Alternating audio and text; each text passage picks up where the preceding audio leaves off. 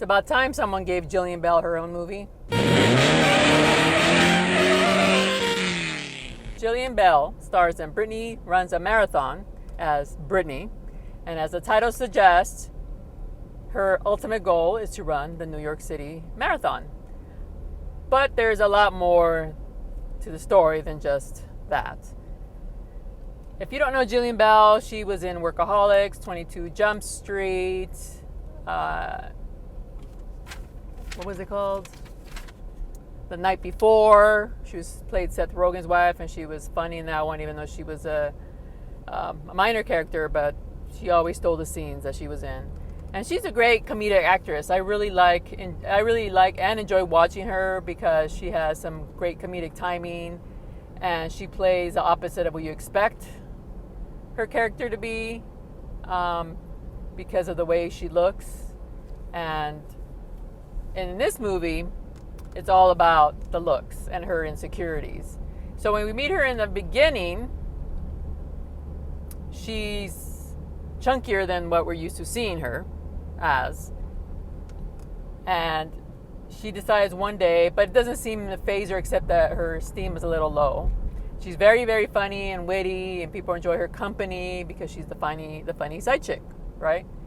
So one day she goes to the doctor under the pretense of getting a checkup, but she's really wanting Adderall because her roommate takes it and it amps her up, so she's looking to do the same.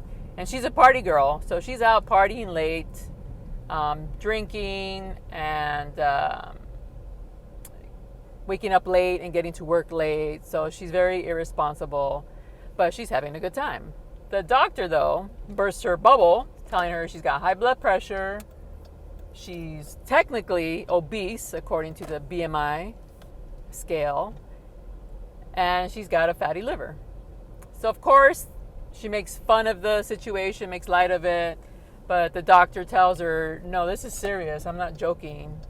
And she replies, stop fat shaming me, which was hilarious as far as the way she presented it. It's not funny. But she eventually realizes that this is serious and maybe she has to change. Her roommate, though, very pretty girl who's an Instagram influencer, so she's on there every day. And Brittany watches her, and you can see she envies her friend for being beautiful and being able to go on Instagram and post these cute little yet annoying videos. So you can see in her eyes that she wishes she can be that sort of person. And that's what's great about the film, is that, especially in these times where you have all sorts of influences, not just magazines like we used to have when we were younger. Now you have social media, which if you're not confident or you don't feel good about yourself, it's going to make you feel pretty crappy when you watch a lot of the influencers out there and you envy them or you want to be like them. And unfortunately, a lot of people have these issues. And so to watch it done in a film and do it so well without being preachy, it was very nice to see Jillian Bell emoting all these emotions about all these things that are happening. She, of course, at the beginning, she's got a lot of personality. She's fun to be around. And she starts to jog and gain a little confidence, sort of. But that's what I loved about this character, is even though she's losing the weight and she's progressing, she's becoming actually less funny and more serious, because now she's got goals and she wants to reach a certain level to the point where she becomes obsessive about it. And she starts to be mean to other people because she feels like she's earned it. And basically, she's not funny anymore. She's not this witty, fun personality to be around. She's just very dark now, and whoever gets in her way, she tosses aside, sort of. Her roommate is kind of a jerk. She only talks about herself. She's very absorbed with herself and has no encouraging words for Brittany whatsoever. So you think, she doesn't deserve this friend. But then she kind of turns it around where she becomes this person, where she becomes self-absorbed And she's really got no time for other people. And she does meet two other people who are joggers, and they form this bond, but she keeps them at arm's length. The movie is based on a true story of sorts. Director Paul Downs Colasio was influenced by a friend of his who actually did run the marathon, and I suppose she started a weight loss through jogging. And although it said in the notes, production notes, it's not entirely based on her life. There's some fictional parts added to it.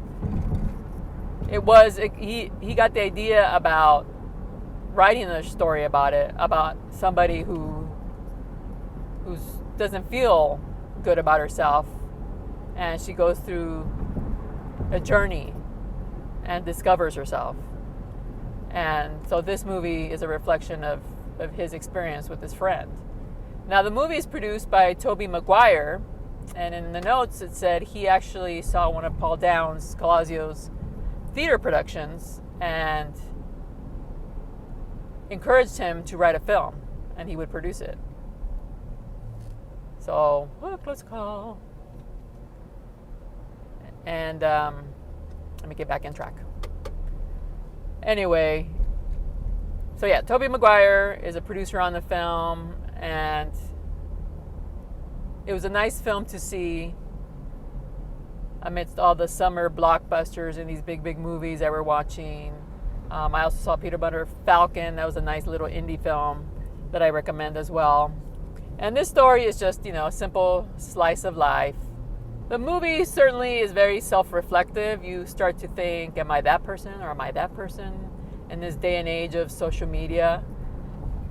And you have to take responsibility of what people are seeing out there. Not that the movie says anything about, but you just kind of reflect on how tough it is out there for people who have maybe body image issues or physical or mental issues, and to see these influencers, or whatever you want to call them, they seem like they have it all, which we know they don't. So, but the fact that the movie touches upon this is very realistic. It's a slice of life.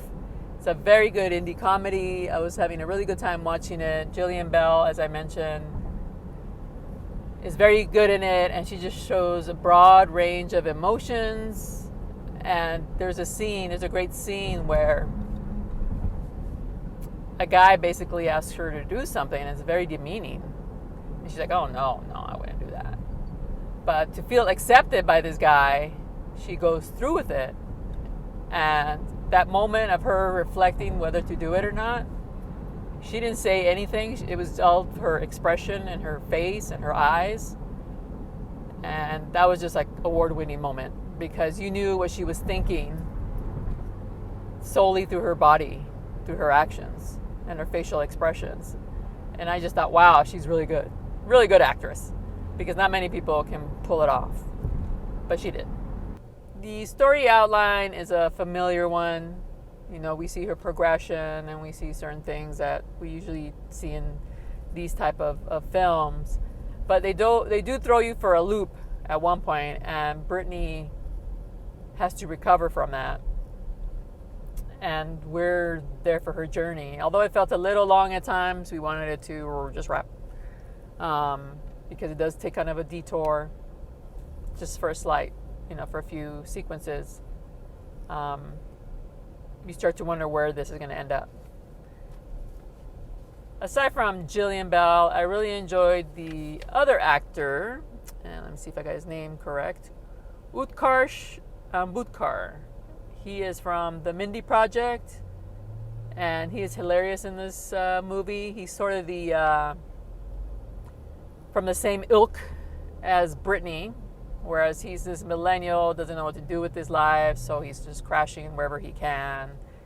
And the funny thing is, she points that out, that he's going nowhere, yet she's in the same boat. So they make the perfect pair, right? So he's very funny in the movie, and he's very enjoyable to watch on the screen, and they have some great chemistry. And again, the casting in an indie film is very diverse. And again, I really enjoyed that. I just did a rant about the Rambo movie and having Latinx again as the drug cartel / the villains. I don't know how many times we're going to have to see that. But so it was nice to see here there's a broad spectrum of actors. And we also have an interracial marriage. The movie is produced by Amazon Studios, so it will land on Amazon Prime for all of you who don't go to movie theaters and want to catch it later on the streaming service. But I encourage you to go see it in the movie theater, because the more success it has in the movie theater, then production companies are more likely to giving leading lady status to people who usually don't get those type of roles. Let us know in the comments what you're going to be seeing this weekend.